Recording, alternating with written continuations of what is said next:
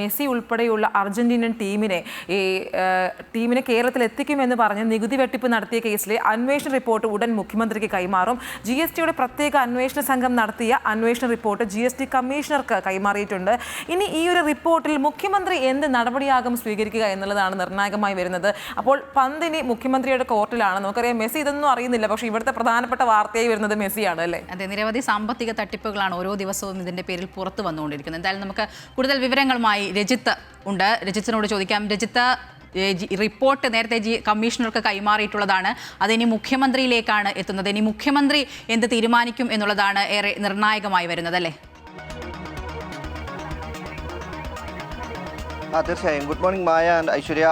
നമുക്ക് ഈ GST തട്ടിപ്പുമായി ബന്ധപ്പെട്ടുകൊണ്ടുള്ള വാർത്ത തന്നെയാണ് ഇന്നത്തെ പ്രധാന വാർത്ത. 126 കോടി രൂപയാണ് ഈ സ്പോൺസറായ റിപ്പോർട്ടർ ബ്രോഡ്കാസ്റ്റിംഗ് കമ്പനി വിദേശത്തേക്ക് ഇതിനായി അടയ്ക്കുന്ന ഈ അർജന്റീനൻ ടീമിനെയും അതുപോലെ തന്നെ മെസ്സി ഉൾപ്പെടെയുള്ളവരെ ഇവിടേക്ക് എത്തിക്കാമെന്ന് പറഞ്ഞുകൊണ്ടാണ് ഇത് തുടങ്ങുന്നത് തന്നെ. അതിന് 126 കോടി രൂപ അയക്കുകയും ചെയ്തു. എന്നാൽ 22 കോടിയോളം രൂപ ഇത് GST ആയി സംസ്ഥാനത്ത് അടയ്ക്കേണ്ടതുണ്ട്. എന്നാൽ അത് നൽകാൻ തയ്യാറായില്ല. തുടർന്ന് കാഞ്ഞങ്ങാടുള്ള GST ഇൻ്റലിജൻസ് ഓഫീസറാണ് ഈ തട്ടിപ്പ് ആദ്യം കണ്ടെത്തുന്നത്. അദ്ദേഹം റിപ്പോർട്ട് ചെയ്യുകയും ചെയ്തു. റിപ്പോർട്ട് ചെയ്ത സമയത്ത് അദ്ദേഹത്തെ സ്ഥലം മാറ്റുന്ന ഒരു നിലപാടാണ് അന്ന് സ്വീകരിച്ചത്. അതിനുശേഷം വന്ന പുതിയ ഇൻ്റലിജൻസ് ഓഫീസറും ഈ റിപ്പോർട്ടർ ബ്രോഡ്കാസ്റ്റിംഗ് കമ്പനിക്കും അതുപോലെ തന്നെ സ്പോൺസർമാർക്കുമെതിരെ നോട്ടീസ് നൽകിയെങ്കിലും അവർ ഹാജരാകാൻ തയ്യാറായിരുന്നില്ല. തുടർന്ന് അന്വേഷണം എങ്ങും എത്താത്തൊരു സാഹചര്യത്തിൽ നിൽക്കുകയായിരുന്നു. തുടർന്നാണിത് വലിയൊരു ഈ തട്ടിപ്പ് നടന്നതായും ഇത് സംബന്ധിച്ചുള്ള അന്വേഷണത്തിലേക്കും പോകുന്നത്. ഇപ്പോൾ 3 അന്വേഷണ ഉദ്യോഗസ്ഥർക്കെതിരെ നിലവിൽ ഇവർക്ക് ചാർജ് മെമ്മോ അടക്കം നൽകിയിട്ടുണ്ട്.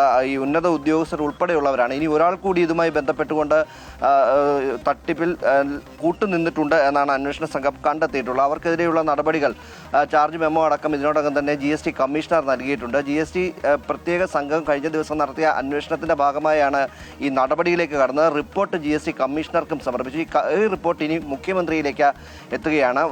ധനകാര്യ വകുപ്പ് മന്ത്രി കൂടിയായിട്ടുള്ള മുഖ്യമന്ത്രിയിലേക്കാണ് ഈ നികുതി തട്ടിപ്പിൻ്റെ റിപ്പോർട്ട് എത്തുന്നത്. അദ്ദേഹം ഇനി ഇക്കാര്യത്തിൽ എന്ത് നടപടി സ്വീകരിക്കും എന്നതാണ് ശരിക്കും അറിയേണ്ടത്. നിലവിൽ വലിയൊരു തട്ടിപ്പ് തന്നെയാണ് ഇതിലൂടെ നടന്നിരിക്കുന്നതെന്നാണ്. 22 കോടിയോളം രൂപ സംസ്ഥാനത്ത് നികുതിയായി ലഭിക്കേണ്ട തുക തട്ടിക്കുകയും ഒപ്പം തന്നെ എല്ലാ ചട്ടങ്ങളും ലംഘിച്ചുകൊണ്ട് വിദേശത്തേക്ക് തുക അയക്കുകയും ചെയ്തിരിക്കുകയാണ്. ഇതിൽ ഹവാല ഇടപാടുകളടക്കം അന്വേഷണ സംഘം സംശയിക്കുന്നുണ്ട്. അതുകൊണ്ട് തന്നെ ഇതുമായി ബന്ധപ്പെട്ട മറ്റ് അന്വേഷണങ്ങളും വിജിലൻസിൻ്റെയും ഒപ്പം തന്നെ മറ്റ് തരത്തിലുള്ള അന്വേഷണങ്ങളും ഇതുമായി ബന്ധപ്പെട്ടുകൊണ്ട് ഇനി ഉണ്ടാകും. അതിന് പ്രത്യേക സംഘത്തെയൊക്കെ രൂപീകരിച്ചുകൊണ്ടുള്ള അന്വേഷണത്തിലേക്ക് കടക്കാനാണ് ഇപ്പോൾ സർക്കാർ തീരുമാനിച്ചത്. നിലവിൽ ഇപ്പോൾ GST കമ്മീഷണറുടെ റിപ്പോർട്ട് സമർപ്പിച്ചു കഴിഞ്ഞിരിക്കുന്നു അന്വേഷണ സംഘം GST കമ്മീഷണർക്ക്. അത് ഇപ്പോൾ മുഖ്യമന്ത്രിക്ക് നൽകും. ഇനി മുഖ്യമന്ത്രി ഇക്കാര്യത്തിൽ എന്ത് നടപടി സ്വീകരിക്കുമെന്നത് അറിയേണ്ടതാണ്.